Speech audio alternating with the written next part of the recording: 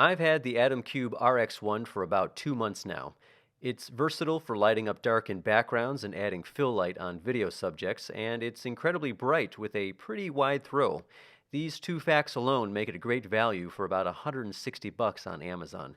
But light always needs to be controlled in some fashion. Reflectors, flags, and diffusers can be made cheaply and easily with stuff around the house or from a craft store if you're not on quarantine. But PilotFly offers two accessory modifiers specifically for the RX1 LED light.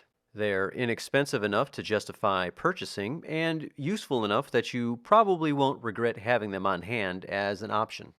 Here, it's obvious how wide and intense the light throw is, and even though light power can be controlled by dimming the RX1, light width and intensity are still a factor without modifiers. The control grid and diffuser shade go a long way to resolving these problems during production, and both are made of a stretchy, pliable silicone that fit the RX1 like a glove. The grid modifier fits securely over the light with cutouts for the rear OLED screen and access to all the controls to adjust the settings on the RX1. I couldn't find any confirmed data on Amazon or PilotFly's website, but the grid appears to narrow the light throw to about 30 or 40 degrees in my testing. Here you can see I struggle a little bit putting the grid on the Atom Cube, but that's only because I have the L bracket attached to the side of the light. Obviously, putting the modifier on the Atom Cube before attaching the L bracket is the best practice. Here again is without the grid. And with the grid on the light. Without the grid. And back to the grid in place. Now my only issue with the honeycomb grid is how it arrived at my door. Out of the package, it was clear that manufacturing dies hadn't been quite sharp enough to punch all the silicone nurdles out of the finished grid. The rest of the honeycombs had to be punched out by hand. Tedious at first, but then kind of fun after a while. It took about 10 minutes to make the grid fully functional.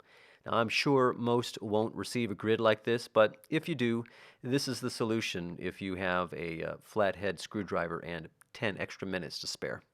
Like anything silicone, there's about a 2 to 300% stretch that can be applied to the material, so ripping or tearing is unlikely while using enough force to remove the unpunched honeycombs. To me, it wasn't worth exchanging for replacement.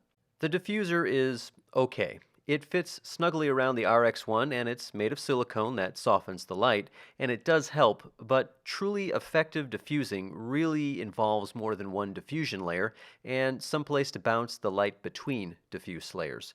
Well, that's how a traditional softbox softens light anyhow.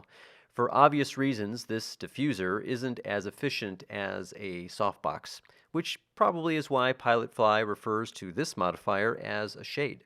With this light shade, there's a softer glow emanating from the RX1, and without the diffusion.